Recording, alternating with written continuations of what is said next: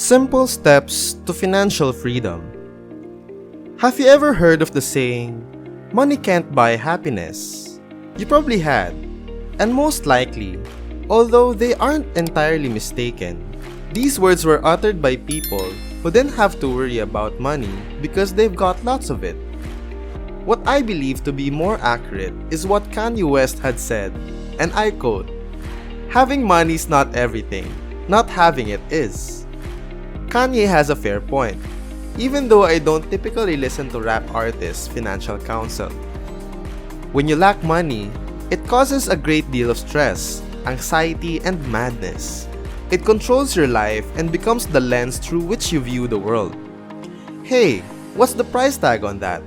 Wow, that must have cost a lot. Can you pay me later? I think you owe me 30 bucks.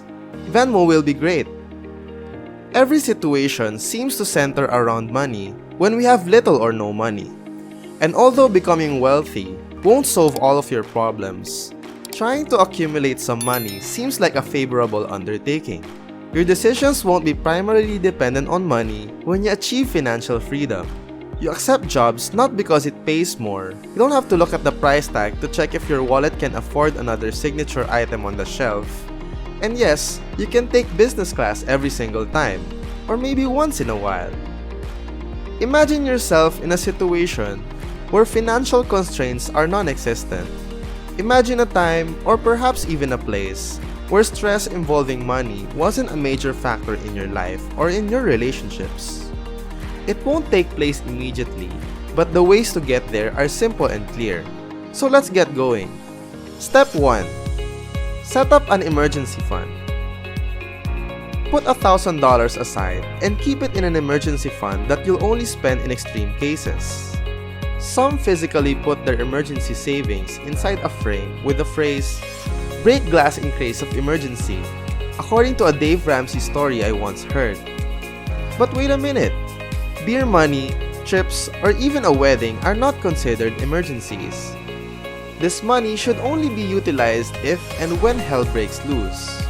When your car have major car fixes, when you lose a job or pay cut, when you have emergency home repairs.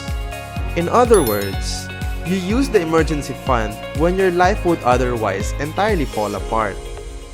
Why should you set up an emergency fund?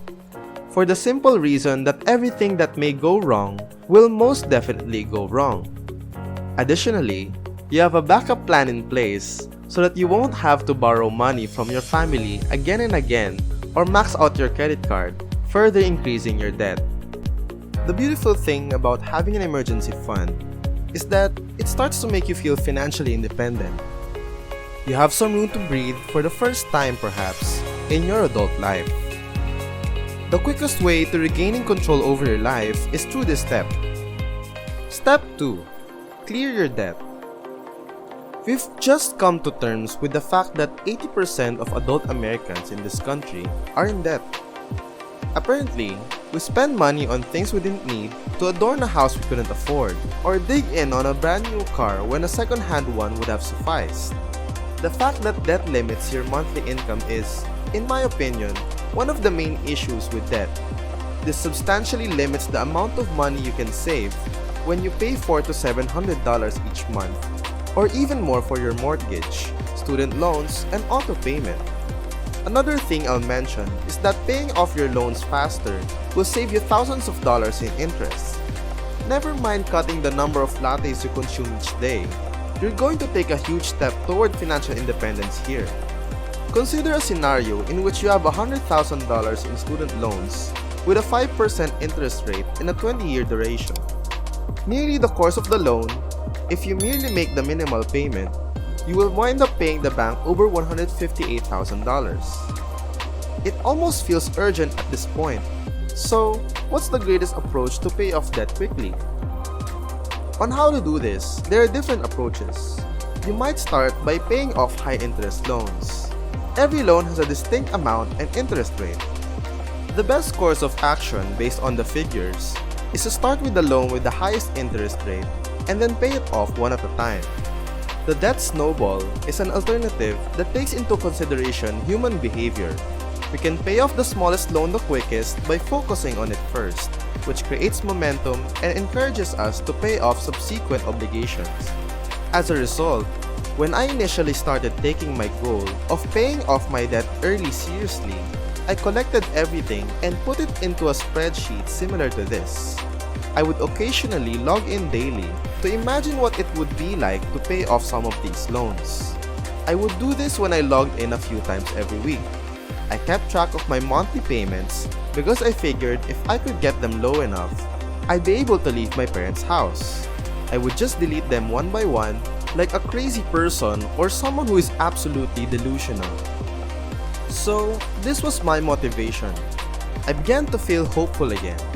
I started to believe that there was a way out and that I would eventually be able to pay off everything. Step 3. Lay down a runway. Imagine how it would feel to always have 6 to 12 months worth of expenses in your bank account. Envision the freedom and security you would feel knowing that you would be taken care of for the years ahead if you ever got sick, lost your job, or had trouble finding clients. And that is why having a runway is crucial.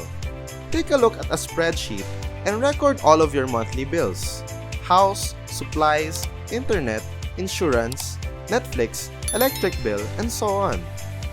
So gathering all of this data into my spreadsheet was an incredible method for me to start understanding the exact minimum I would need to survive. And this was a really strong figure to have, given that I work as a freelance filmmaker and my earnings changed considerably.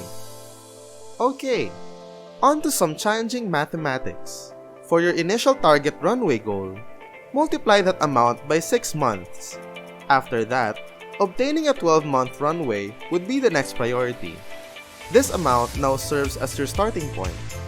It functions as an extended emergency fund. The bank, though, seems a little bit safer to me. I wouldn't put $22,000 in a frame above your bed. Step 4. Build up a retirement account. One of the things that you know you should do but haven't done yet is saving for retirement. You'll get to it soon, but it's likely that you will never will. Your friends may occasionally bring up retirement savings, and when they do, you'll simply nod and grin. But at the back of your mind, you're thinking, Jason, you're a piece of shit. Screw you. Your stock years are irrelevant to me. Afterwards, you reflect, how about I check what's a 401k means? Making temporary sacrifices in order to achieve permanent gain is a big factor in personal finance. You can prepare for a dignified retirement by setting aside a small amount of money each year. The first thing to know is that compound interest is the real deal. You have a great deal of money, say $10,000, and over the course of the year, that money generates income through investments in stocks and other things, resulting in earning more money at the end of the year. Consequently, you will earn more money the following year on top of that money, and that money will earn even more money the following year, and so on. To make it less confusing, I'm just going to quickly illustrate.